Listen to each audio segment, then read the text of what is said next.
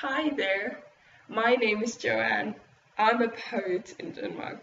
I've never actually published a collection of my own, so in that sense I'm not a published poet, but still I do get invited to some events. I get invited to some poetry readings once in a while, and I'm at that point where some people know who I am, contact me on Facebook and ask if I'm interested in participating in a podcast or reading at their event or stuff like that. So it's important to note that I do not make money off of poetry. And if you want to make money off of poems, you really have to be published. So if that's your interest, this is really not for you. It's really hard to make money off of poetry. But if you're just interested in becoming part of this world, but you don't really have enough poems to send into a publisher, then this is for you. I'll use my personal experience as an example, but I have tried to put up these ideas and rules so they're applicable to any other person than me.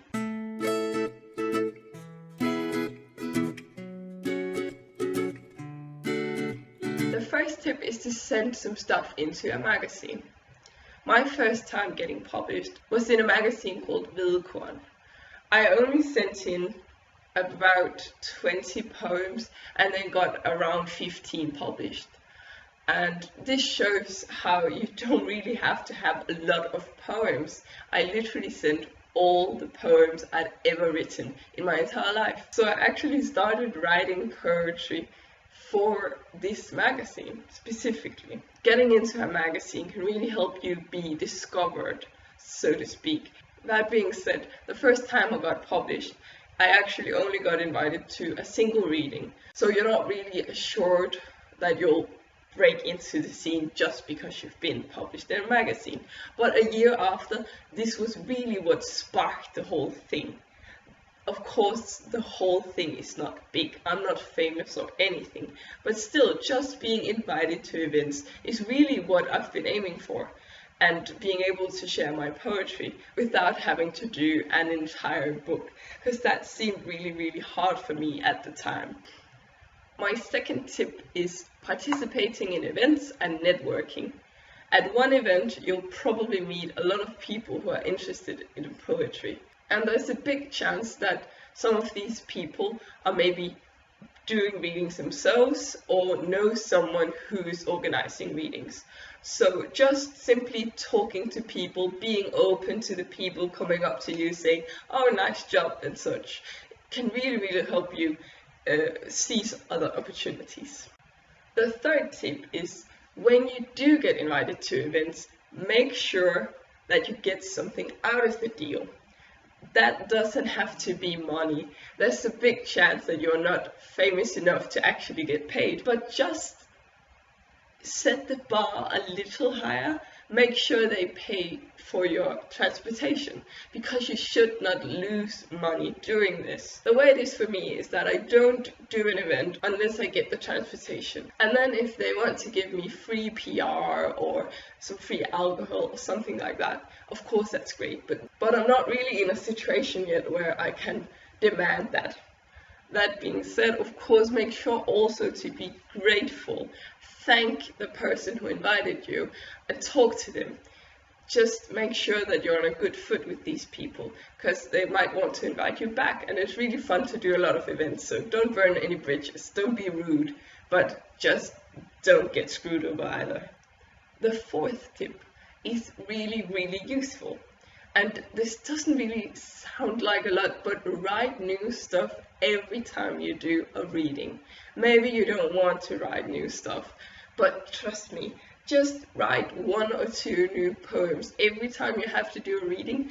And then, first of all, people who've seen you read before will see that you have the capability to produce new writings. So people will want to invite you back, want to see you again, such stuff. But also you'll find that having a reason to write can really be a great motivation.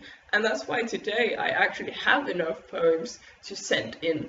And that's actually just because I participated in readings, or else I could have done that. This is just an idea, but publish a magazine yourself. it's not as hard as you think. Really just make a cool profile, cool name and a Facebook page, and then start writing around to people and posting it on Facebook groups, and of course set up an email so it seems professional. People will begin to send in stuff really quickly because people love sending in stuff. Of course, it's fun and it's a great motivator. So you could do a magazine. It's not that hard. I made one myself with a friend. We've only made one so far, but still, it's quite impressive. It looks good on the resume, and I think you should just do it. It could lead to a lot of cool opportunities and cool people you'll meet. This tip is kind of similar to the other one. Do readings, not just participate in readings, but organize readings. I haven't done so myself, but maybe you'll find something cool doing it. You'll meet some cool people, you'll get your name out there. It's really not that hard to do stuff because a lot of people want to help you. A lot of people will write to you saying, hey, I think it's cool you do this, can I help in any way? And people will do so for free. Because in this world, you have to do a lot of stuff for free just to kind of participate. This tip has also really helped me out.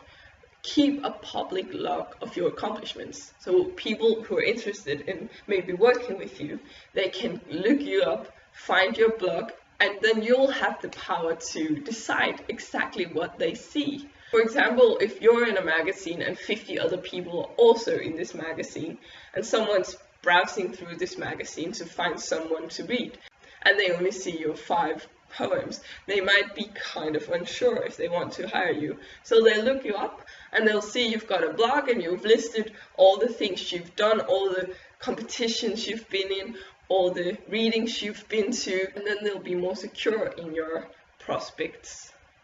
This step kind of goes hand in hand with that one. Make accomplishments. If you don't really have any accomplishments yet, you'll maybe be able to make your own.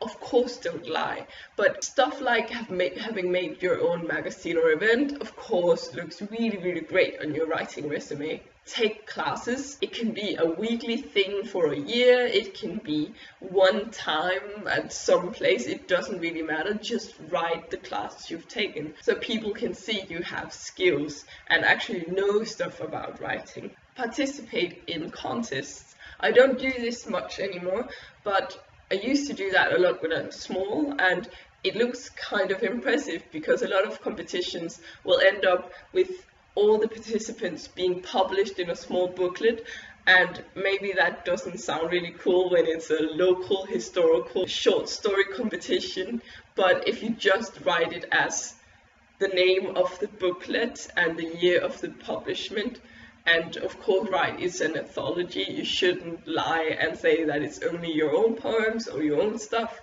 but still, just having all these small booklets that are really easy to get into, piled on top of each other, can look really impressive. Maybe even just write a spread for a blog. I did one on writing and one on feminism, and I've put those on my resume. Still, because then people can see that your writing is not just poetry, but that you've got a long range of skill sets. And maybe that will lead to new opportunities that you didn't really think of. All in all, take the stuff you've done, no matter how small, and make it sound official, make it sound impressive. The last tip I've got is get mentors. And this sounds so hard, and I can't really tell you how exactly to get mentors, but I can tell you I've got everyone that has been teaching me throughout the years. They're still my Facebook friends, and I've got a feeling that they kind of encourage me. If I share an event, they like it and such, and they're of course real authors. So just having those in your back can really help you, encourage you, and maybe they can give you opportunities you didn't think of. For example, the editor of the magazine I was published in, Vilkorn, has given me the opportunity to read at the magazine's own reading, but also I got to read at a festival, getting paid by having a ticket to the festival, Roskilde Festival. And lastly, that's this Sunday, I got nominated for an award. I didn't win it. I've already been told that I didn't win. But if I had won, I could literally get 5,000 kroners, which is basically keep people close. Like, be kind and be nice and be open to all the opportunities. And I hope that some of these tips could maybe help you get on your way to a career and maybe do some of the pre-work before you finally pull yourself together and send in a real book to a real publisher. Certainly for me, it has really been a help to feel like a poet, because when you feel like a poet, you want to write poetry.